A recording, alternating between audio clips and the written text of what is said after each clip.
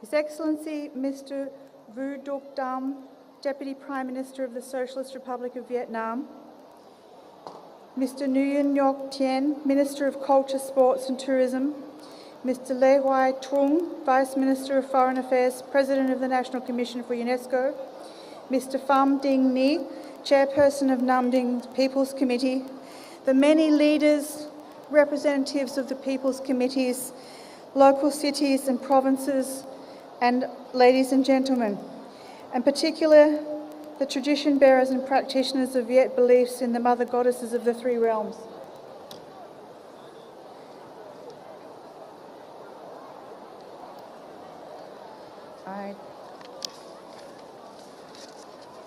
It's a great honour for me to be here in Nam Dinh Province, my first visit, one of the major centres of the practices related to the Viet beliefs in the mother goddesses of three realms, to witness a significant milestone in the journey of this cultural tradition, known to have come into existence in the 16th century. Decades of war and the struggle to reconstruct the country has presented a particular challenge to Vietnam in safeguarding such cultural practices, especially this one relating to the practices related to the Viet beliefs in the mother goddesses of the three realms. Fortunately, such difficulties have never put the element at risk. Instead, its rituals, from being restricted, prohibited and intermittently practiced due to misinterpretation, have been gradually revitalised and widely spread. This is due to the appropriate and timely policies by the government of Vietnam, ultimately the introduction of the law on cultural heritage, the decree on beliefs and religions, and by its active participation in the implementation of the UNESCO Convention on the Safeguarding of the Intangible Cultural Heritage, and especially to the love and strong commitment of the tradition bearers and practitioners, those who dedicate themselves to both serving the goddesses in the upper world and those in the secular world. Kính thưa Ngài Vũ Đức Đam, Phó Thủ tướng nước Cộng hòa Xã hội Chủ nghĩa Việt Nam, ông Nguyễn Ngọc Thiện, Bộ trưởng Bộ Văn hóa, Thể thao và Du lịch, ông Lê Hoài Trung, Thứ trưởng Bộ Ngoại giao, Chủ tịch Ủy ban Quốc gia UNESCO của Việt Nam, ông Pham Dinh Nghị, Chủ tịch Ủy ban Nhân dân tỉnh Nam Định, cùng đại diện lãnh đạo các địa phương, tỉnh thành có thực hành tín ngưỡng thờ mẫu Tam Phủ. Kính thưa các nghệ nhân và thành viên cộng đồng thực hành tín ngưỡng thờ mẫu Tam Phủ. Kính thưa quý vị đại biểu, hôm nay tôi rất vinh hạnh có mặt ở đây tại tỉnh Nam Định, một trong những trung tâm thực hành tín ngưỡng thờ mẫu Tam Phủ của người Việt, để chứng kiến một mốc son to lớn trong hành trình của di sản được biết đến từ thế kỷ 16 này. Chiến tranh kéo dài hàng chục thập kỷ và công cuộc tái thiết, đổi mới đất nước đầy khó khăn ở Việt Nam đã đặt ra những thách thức trong gìn giữ và bảo vệ các thực hành văn hóa, đặc biệt là trong bảo vệ thực hành tín ngưỡng thờ mẫu Tam Phủ của người Việt. Song, may mắn thay, những khó khăn thách thức đó đã không làm di sản may một đi. Thay vào đó, từ chỗ bị hạn chế do hiểu nhầm, bị cấm đoán và thực hành đứt quãng trong một thời gian,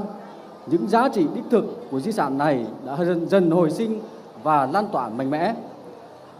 Có được điều này là nhờ vào những chính sách đúng đắn và kịp thời của chính phủ Việt Nam, mà trước hết là sự ra đời của luật di sản văn hóa, pháp lệnh tôn giáo và tín ngưỡng và việc tích cực tham gia thực hiện công ước về bảo vệ di sản văn hóa phi vật thể của Việt Nam. Và đặc biệt là niềm tin và quyết tâm mạnh mẽ của những người nắm giữ và thực hành di sản này, những người luôn canh cánh tâm niệm trên lo việc thánh, dưới gánh việc trần. Ladies and gentlemen, the practices related to the worship of goddesses, particularly the Len Dong mediumship ceremony and practices in the festivals, are not just performances of music, costume and dance, but passionate spiritual dialogue and communication between human beings and goddesses of the three realms, the embodiment of nature's forces, water, mountains and forest. Kính thưa quý vị, thực hành nghi lễ của thờ mẫu Tam Phủ, tiêu biểu là nghi lễ lên đồng và các thực hành trong lễ hội, không chỉ đơn thuần là những cuộc trình diễn âm nhạc, trang phục, điệu múa, mà thực sự là những cuộc đối thoại và giao tiếp tâm linh đầy cảm xúc giữa con người với vị thánh, hiện thân cho sức mạnh của thiên nhiên, miền trời, sông nước, rừng núi. the practice of shared values and strong beliefs in the compassion and grace of the mother goddesses and other historical personages, especially the prominent goddess Liu Hang, provides a basis for social relations, connecting members of participating communities. Việc chia sẻ các giá trị tín ngưỡng về tình thương bác ái và lòng từ bi độ lượng của các thánh mẫu và những nhân vật lịch sử khác, đặc biệt là thánh mẫu Liễu Hạnh, và nền tảng cho sự gắn kết giữa các thành viên trong cộng đồng. From a social perspective, the open nature of the element encourages and nurtures interethnic and interreligious tolerance, highlighting the appreciation for cultural diversity and the creativity of humanity. Ở phương diện xã hội, tính chất cởi mở của di sản được khích lệ và bồi đắp lòng khoan dung giữa các tộc người và với các tôn giáo khác, đề cao sự trân trọng đối với sự đa dạng trong sáng tạo văn hóa của nhân loại. Today, these practices have become a crucial conduit for communities concerned to express their historical memory, cultural identity, sense of togetherness and spiritual expectations. Đến nay, những thực hành di sản này đã trở thành sợi dây quan trọng của các cộng đồng có liên quan, thể hiện ký ức của họ về lịch sử, bản sắc văn hóa và sự cộng cảm với những ước vọng tâm linh. For these reasons, at its 11th meeting from the 30th of November to the 3rd of December 2016 in Addis Ababa, Ethiopia, the UNESCO Intergovernmental Committee for the Safeguarding of the Intangible Cultural Heritage decided to inscribe the practices related to the Viet beliefs in the mother goddesses of the three realms to the representative list of intangible cultural heritage of humanity. Chính vì những giá trị đó, tại phiên họp lần thứ 11 diễn ra từ ngày 30 tháng 11 đến ngày 3 tháng 12 năm 2016 tại thành phố Addis Ababa, Cộng hòa Dân chủ Liên bang Ethiopia, Ủy ban Liên Chính phủ về bảo vệ di sản văn hóa phi vật thể của UNESCO đã ghi danh thực hành tín ngưỡng thờ mẫu Tam Phủ vào danh sách di sản văn hóa phi vật thể đại diện của nhân loại. It is my delight to congratulate all of the bearers and practitioners of the element across 21 provinces and cities in Vietnam. Tôi xin nhiệt liệt chúc mừng tất cả những người nắm giữ và thực hành di sản này ở khắp 21 tỉnh thành Việt Nam.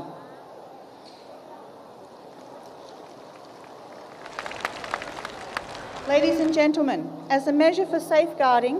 inscription of an element on a UNESCO list brings us not to the finishing line, but to the start of a new journey.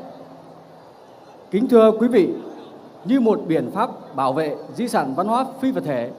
việc ghi danh một di sản vào danh sách của UNESCO không phải là điểm kết thúc, mà chính là khởi đầu cho một hành trình mới. Ensuring the preservation of our heritage is not always an easy task, but we know that achieving sustainability requires us to appreciate and protect traditional beliefs, whilst also blending the best of modernity. Có được sự bền vững trong công tác bảo vệ và phát huy di sản của chúng ta chưa bao giờ là công việc dễ dàng, mà đòi hỏi sự trân trọng và quyết tâm bảo vệ những giá trị tín ngưỡng từ truyền thống, đồng thời cũng cần cho phép tiếp thu những giá trị tốt đẹp nhất trong thời hiện đại. As well, it is crucial to involve the stakeholders, the practitioners, their children, their children's children. They are central to this, and they will ensure that the values of their cultural identity will be continuously transmitted and enriched. Hơn nữa, điều tối quan trọng là phải thu hút được sự tham gia của những bên có liên quan chính. Đó là cộng đồng nắm giữ và thực hành di sản,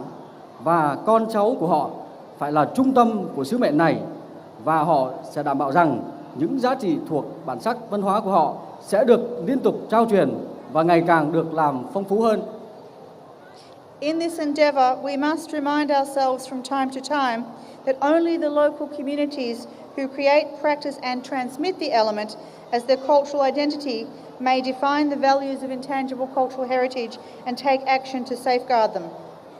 Trong nỗ lực đó, chúng ta phải luôn tự nhắc nhở mình rằng giá trị của di sản văn hóa phi vật thể chỉ có thể xác định được bởi chính cộng đồng đã sáng tạo,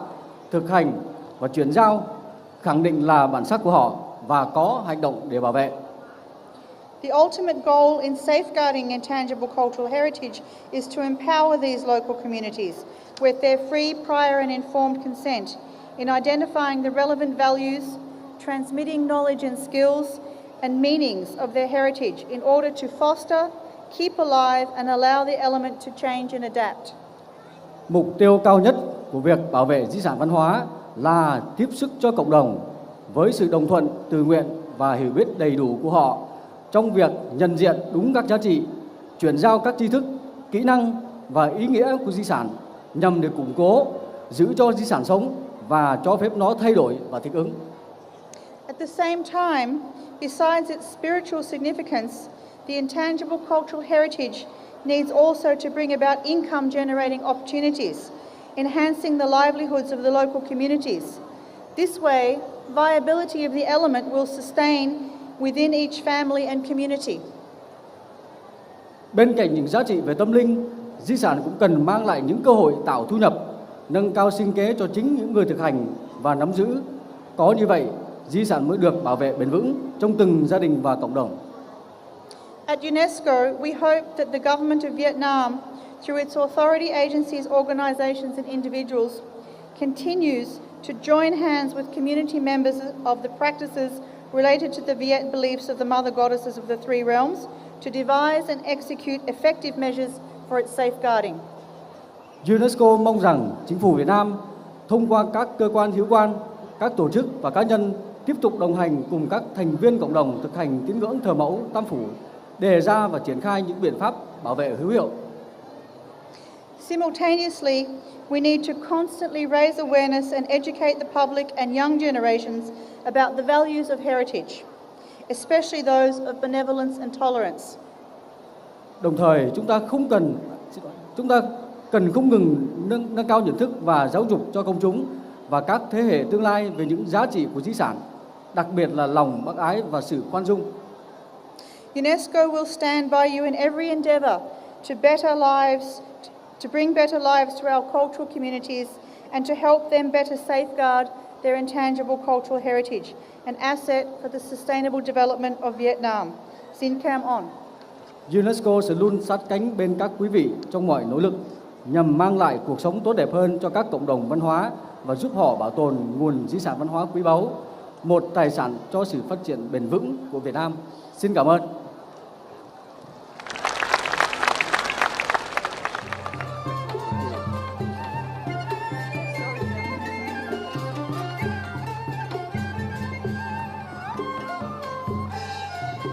Xin trân trọng cảm ơn bà BaSUSAN PHATBIeu